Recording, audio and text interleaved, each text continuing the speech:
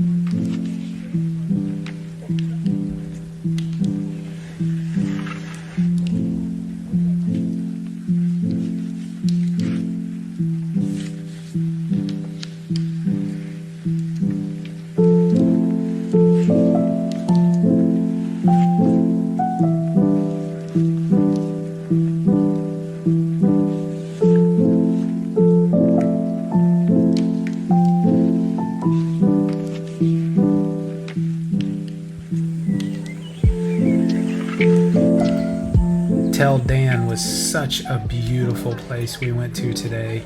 We were greeted by a peacock on the roof. We knew it was going to be a great trip just because of that. But walking these trails, it almost feels like a nature walk. And just following these trails around, the springs coming up out of the ground and coming down the waterfall, it's just a beautiful place.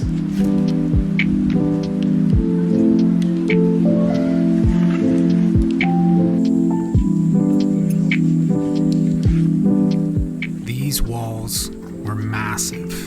They were built during the Israelite period, which was the first temple period. And can you imagine just stacking these stones like this and the beautiful color of these stones? It was so impressive to see.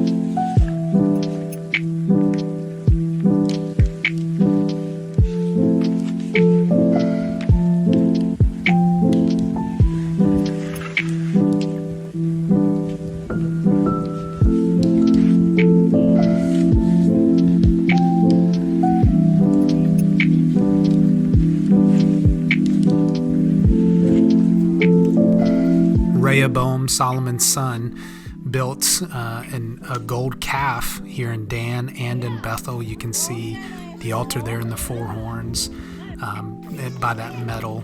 This was allowing the people to offer sacrifices to idols. This is Solomon's son. How quickly one generation turned from worshiping God to worshiping idols.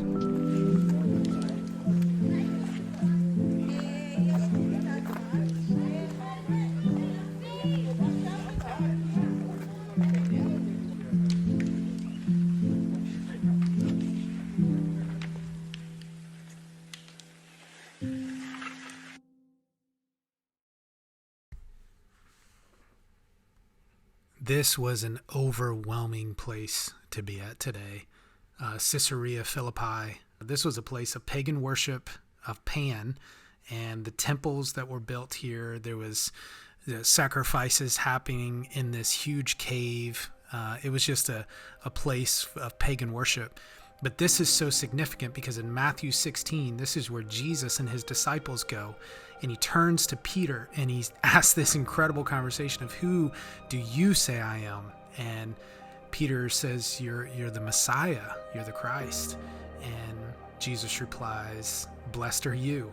And upon this rock I will build my church, and the gates of hell will not overcome it.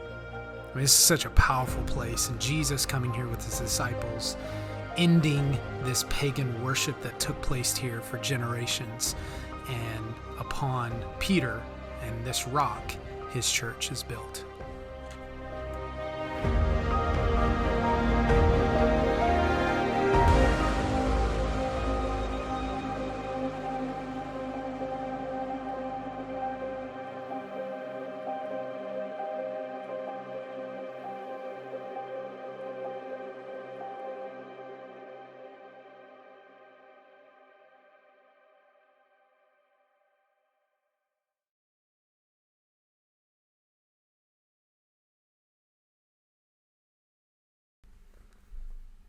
We drove up to the border in North Israel, right where we can see Syria.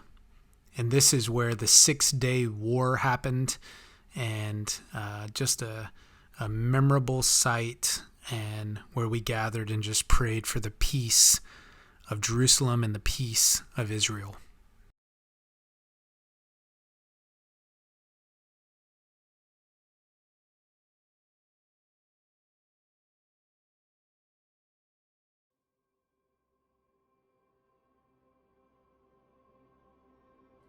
Hello, we're here on day 3 at the Sea of Galilee. This is our last day, our last night here. This morning in our morning devotion and worship as a group, we were just encouraged to take our tourist hat off and just have what they call kingdom time, but a lot of times I call them kingdom moments. And it was just a wonderful day. We went north and we got to see 2 places where in ancient times they let idol worship just creep in. It wasn't something that happened overnight, but instead of what they were meant to do, they had a substitute, and we all know that a substitute is never good as the real thing.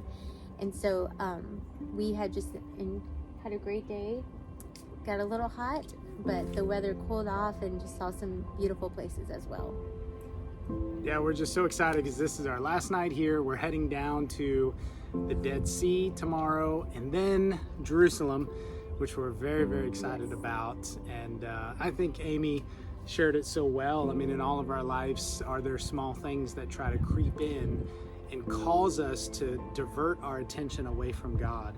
And really, when it comes to our lives, we may not be sacrificing animals to other things, but we really do with our attention, and then we really do about our faith, where we remove our faith from God and we either put our faith in ourselves or things we can see, touch, feel, count. And that's really the challenge today, really, is, are you putting your faith in Christ? And then are you allowing it to remain there and really trust God through every season of your life? But we're so excited. We're almost halfway on our trip here in Israel. Thank you so much for joining with us. Thank you so much for watching. Hit the like button, hit the subscribe button, because there's some incredible videos that are coming up. Thank you so much for watching. Thank you.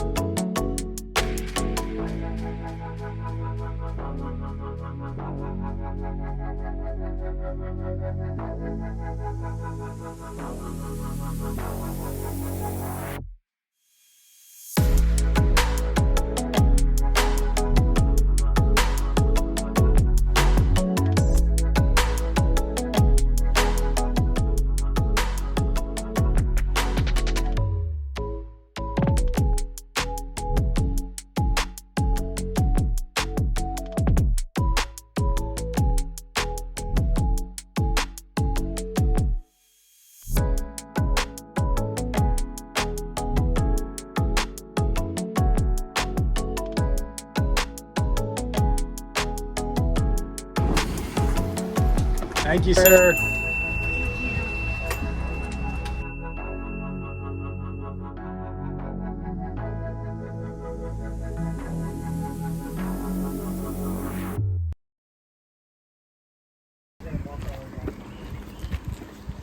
This camera. He's gonna take a picture. I was doing a shot.